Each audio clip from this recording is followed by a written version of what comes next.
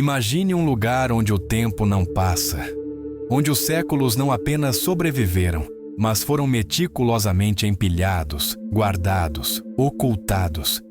Imagine corredores silenciosos, onde a poeira não é sujeira, mas vestígio de eras que o mundo esqueceu. Um lugar onde cada pergaminho carrega não só palavras, mas enigmas. Onde cada página pode conter uma revelação capaz de abalar os pilares da história, da ciência, da fé. Imagine uma biblioteca que não é apenas uma coleção de livros, mas um cofre de segredos. Segredos que, se revelados, poderiam mudar tudo o que você pensa que sabe sobre a humanidade, sobre Deus, sobre a própria realidade. Esse lugar existe. Ele não está em alguma caverna perdida, nem nas ruínas de uma civilização esquecida. Está onde ninguém ousaria procurar, no coração de um dos centros de poder mais antigos, influentes e enigmáticos do mundo moderno, o Vaticano. Chama-se Biblioteca Apostólica Vaticana. Mas esse não é seu nome completo, pelo menos não para os que conhecem sua verdadeira natureza. Porque existe uma parte dela que não aparece nos mapas, que não consta nos registros oficiais. Uma parte que é citada apenas em sussurros, teorias, fragmentos de denúncias abafadas. Uma parte oculta. E é essa parte que muitos estudiosos, místicos, historiadores renegados e ex-funcionários com olhos inquietos apontam como o verdadeiro núcleo da biblioteca. Não um lugar de consulta, mas de contenção. Onde estão guardados documentos tão poderosos, tão perturbadores, que expô-los ao mundo seria como acender uma tocha num galpão cheio de pólvora histórica. O que está ali não é apenas conhecimento antigo, é conhecimento censurado. Não apenas registros do passado, mas registros do que jamais deveria ter chegado ao presente. Textos que confrontam as versões oficiais da história, que abalam dogmas milenares, que apontam para verdades que a humanidade foi ensinada a não ver. Neste vídeo, você vai caminhar conosco por entre os véus desse mistério milenar. Mas cuidado! Quanto mais se observa a escuridão, mais ela também parece observar de volta. Vamos atravessar 3 grandes camadas de segredo: a origem e o silêncio deliberado, os documentos proibidos e suas possíveis revelações, e, por fim, as consequências de se manter a verdade trancada e o que aconteceria se ela fosse libertada. Prepare-se, porque o que você está prestes a ouvir talvez desafie tudo o que você aprendeu na escola, na igreja, nos livros. Mas é justamente isso que o torna tão necessário e talvez tão perigoso.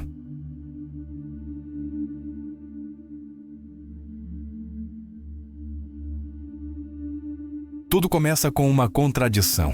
Uma biblioteca, por definição, existe para armazenar e compartilhar o conhecimento. É um templo da luz, um espaço onde a sabedoria do passado encontra os olhos curiosos do presente. Mas a do Vaticano não segue essa lógica. Ela parece ter nascido com outro propósito: não iluminar, mas esconder; não expandir consciências, mas delimitá-las; não abrir portas, mas trancá-las com cadeados invisíveis de autoridade. Fundada oficialmente em 1475 pelo Papa Sisto IV, a Biblioteca Apostólica Vaticana é uma das mais antigas e importantes do mundo. Um verdadeiro monumento do saber, ao menos na superfície, porque ao olhar mais fundo, percebemos uma inquietante dissonância. Menos de 20% de seu acervo total está acessível ao público. E o restante? Dezenas de milhares de manuscritos, talvez centenas, jazem em câmaras subterrâneas, envoltos não apenas por poeira, mas por camadas densas de silêncio, segredo e vigilância. Segurança armada, portas biométricas, registros trancados em protocolos que desafiam qualquer tentativa de acesso espontâneo. Um labirinto burocrático projetado não para proteger o saber, mas para protegê-lo de ser descoberto. Mas por quê? Por que o berço espiritual do cristianismo, o coração da fé católica, manteria em segredo livros, cartas, códices e tratados que, em tese, deveriam fortalecer a fé, ampliar o entendimento humano e aproximar o homem de Deus? A resposta oficial é previsível. Falam em preservação, em conservação de documentos históricos frágeis, em proteção contra a degradação. Mas essa justificativa soa mais como cortina de fumaça do que como explicação sincera. Porque o que se esconde ali não são apenas fragmentos de papiro, são fragmentos de verdade. E a verdade, quando não é conveniente, torna-se perigosa. E onde há verdade demais, há também poder demais. Dentre os rumores mais antigos, fala-se em textos escritos por discípulos diretos de Jesus, que nunca chegaram ao Novo Testamento. Evangelhos que não foram considerados úteis ou piores, foram considerados perigosos.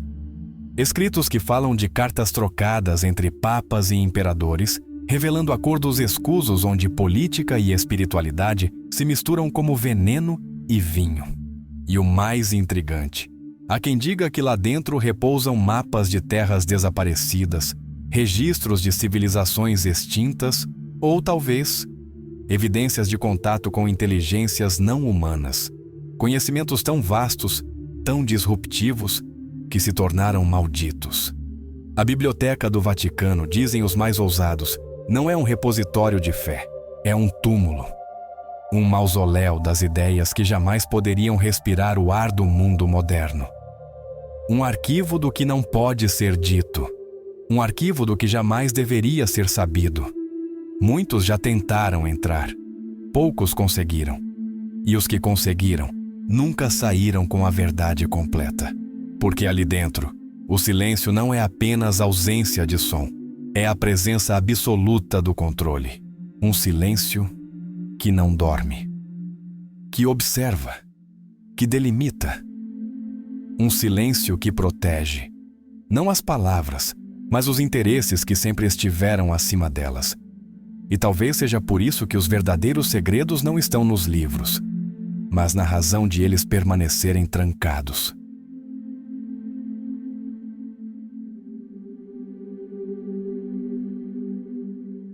Vamos nos permitir imaginar. Mas não uma imaginação vazia, e sim uma imaginação informada. Uma imaginação que segue rastros reais, fragmentos de verdade soterradas por séculos de silêncio. Relatos sussurrados por acadêmicos marginalizados, reforçados por denunciantes anônimos, confirmados por padrões de omissão que por si só já gritam. Há quem diga que, entre os documentos mais bem guardados da Biblioteca Oculta do Vaticano, estão peças que não apenas desafiam a história, mas a reescrevem por completo.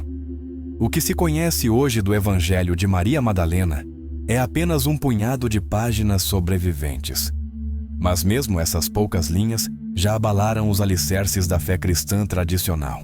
Nelas, Maria Madalena não é a pecadora redimida, é a discípula mais íntima de Jesus, a única a quem ele confiou os ensinamentos mais profundos, a verdadeira guardiã do que ele realmente quis dizer. Mas o que aconteceria se o texto completo viesse à luz? Se revelasse que o cristianismo original era profundamente místico, interior e igualitário, que não se tratava de templos nem de hierarquias, mas de um despertar da alma. A imagem de um Messias cercado apenas por 12 homens desapareceria. A base patriarcal da igreja tremeria, e com ela, milênios de poder acumulado. Disse que quando a grande biblioteca de Alexandria, o farol da sabedoria antiga, foi destruída, alguns monges, prevendo a catástrofe, esconderam obras preciosíssimas e as entregaram à custódia do Vaticano. Textos de astronomia que antecipavam descobertas feitas séculos depois. Tratados médicos que falavam de energias sutis, chakras, curas vibracionais. Manuscritos egípcios, babilônicos, hindus e chineses que narravam uma humanidade muito mais avançada do que nos contam nos livros didáticos. Por que esconder tudo isso? Porque essas obras contam outra história da humanidade. Uma história onde o Ocidente não é o centro. onde o cristianismo não é a única via espiritual e onde o ser humano, há milênios, já flertava com tecnologias e conhecimentos considerados modernos hoje. Revelar esses textos seria desestabilizar o monopólio da verdade. Existem também rumores persistentes sobre correspondências trocadas entre o próprio Jesus e autoridades romanas. Escritas que revelam um homem consciente de seu papel, lúcido diante da política, estrategista em sua caminhada. Essas cartas, se verdadeiras, mudariam a forma como enxergamos o Cristo. Ele não seria mais apenas um mártir inocente, mas um mestre plenamente consciente do jogo de poder ao seu redor. Um líder que usou o sistema para plantar uma ideia atemporal, mais humano, e talvez por isso mesmo, ainda mais divino. O Vaticano, dizem alguns insiders, guarda documentos medievais com relatos assombrosamente precisos de luzes nos céus, anjos em carruagens flamejantes, objetos voadores que pairavam sobre mosteiros e desertos, desenhos que se assemelham assustadoramente a espaçonaves modernas. Seriam aparições divinas ou contatos antigos com inteligências não humanas? A linha entre fé e ciência, entre o sagrado e o extraterrestre, pode ser muito mais tênue do que ousamos imaginar. Se esses documentos realmente existem, e há indícios suficientes para supor que sim, o motivo de seu silêncio é claro como a luz que tentam apagar. Eles não apenas mudariam a história, mudariam o papel da igreja na história. E isso não se trata de fé, trata-se de poder, do tipo de poder que não aceita ser dividido.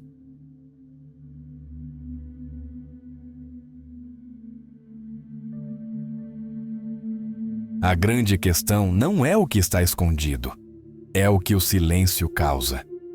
Quando se tranca o conhecimento, tranca-se também a possibilidade de evolução. Fecha-se a porta do despertar. Amordaça-se a consciência coletiva. Enquanto a humanidade segue em sua eterna busca por respostas. Quem somos, de onde viemos, para onde vamos? Talvez as chaves de muitas dessas perguntas estejam ali, atrás de muros sagrados, portas blindadas, corredores silenciosos guardados por séculos de segredo. E não por acaso. Porque o que está em jogo não é apenas fé, é narrativa, é controle sobre o imaginário, é o direito de moldar o passado para comandar o presente. O Vaticano, com toda a sua opulência dourada, sua arquitetura celestial, suas vestes imaculadas, representa um paradoxo gritante. Um reino da luz, que mantém sombras profundas. Um farol espiritual que, em vez de iluminar, muitas vezes ofusca. Uma instituição que prega a verdade, mas que seleciona qual verdade pode ser dita e qual deve ser trancada no escuro, por tempo indeterminado. Mas até quando? Até quando certas verdades serão propriedade de poucos? Até quando a espiritualidade será moldada por conveniências e interesses políticos e não por uma busca sincera e universal por sentido? Imagine por um instante. Quantos conflitos poderiam ter sido evitados se determinados documentos tivessem vindo à tona? Quantas guerras, cruzadas, perseguições teriam sido desnecessárias se o mundo soubesse desde cedo que a espiritualidade é uma ponte e não um muro? Quantas vidas poderiam ter sido transformadas, curadas, resgatadas, se certas verdades não tivessem sido engavetadas por medo de perder o trono da autoridade religiosa? Imagine quantas mentes poderiam ter se libertado se tivessem acesso ao real, ao cru, ao não filtrado, ao evangelho inteiro, à sabedoria antiga, à verdadeira história da fé, à natureza cósmica da alma.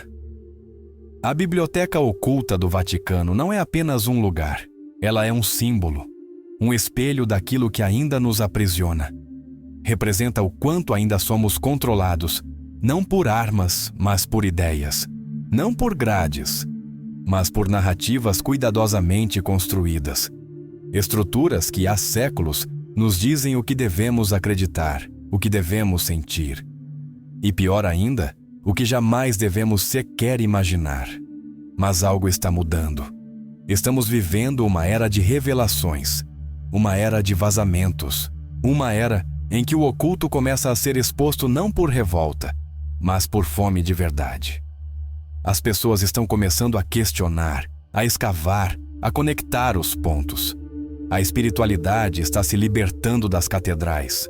Ela está voltando para onde sempre pertenceu, ao coração do buscador. Talvez a biblioteca continue trancada. Talvez os corredores permaneçam em silêncio. Talvez os guardiões do segredo ainda pensem que estão no controle. Mas há algo que eles não podem deter: o despertar. Porque o desejo de saber é mais poderoso que qualquer fechadura. E quando a verdade começa a sussurrar, nem o Vaticano consegue fazer silêncio o bastante para calá-la.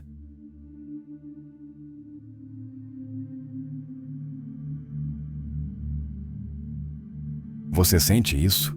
Esse arrepio quase imperceptível que sobe pela espinha quando a intuição sussurra que algo está fora do lugar? Esse calafrio sutil, mas persistente, que te invade quando suspeita que tudo o que aprendeu talvez seja apenas parte de um quebra-cabeça muito maior, e que as peças mais importantes foram deliberadamente escondidas? É um incômodo silencioso, uma inquietação que não grita, mas pulsa, como se algo dentro de você soubesse desde sempre que tem algo errado, algo faltando. A biblioteca oculta do Vaticano é mais do que um arquivo trancado. Ela é um símbolo vivo, uma metáfora do nosso tempo, um lembrete inquietante de que o verdadeiro conhecimento, muitas vezes, não está enterrado por acaso, mas por conveniência. Não é difícil de encontrar por natureza, mas por projeto. Mantido fora do alcance não porque é frágil, mas porque é perigoso. Perigoso para as estruturas, para as narrativas, para os impérios erguidos sobre verdades pela metade. Mas a verdade tem um comportamento curioso. Ela não morre. Ela pode ser abafada, escondida, camuflada por séculos, mas sempre encontra uma fresta. Sempre encontra um olhar atento, um coração pronto, uma mente que se recusa a aceitar o silêncio como resposta. E é aí que você entra. O que você vai fazer com essa suspeita? Vai ignorar? Vai enterrar de novo? Ou vai buscar? Vai continuar aceitando a versão oficial dos fatos? Ou vai se permitir questionar os bastidores, os silêncios, as omissões cuidadosamente construídas? A verdade, quando chega, não pede licença. Ela invade, ela bagunça tudo, derruba ídolos, desfaz certezas. Mas depois disso, ela liberta. E talvez o verdadeiro milagre não esteja nos documentos escondidos, mas na coragem de quem ousa perguntar por que eles foram escondidos. A biblioteca do Vaticano continua trancada, mas a sua mente não precisa estar. E você? O que ainda está tentando descobrir? Deixe nos comentários suas reflexões. Que livro você acredita estar guardado lá? Que verdade você sente que foi arrancada da humanidade? Sua voz pode ser o eco de uma pergunta que o mundo ainda não teve coragem de fazer. Se isso tocou você de alguma forma, não esqueça de curtir, se inscrever no canal e compartilhar este vídeo com quem também sente que há algo a mais por trás do que nos contaram.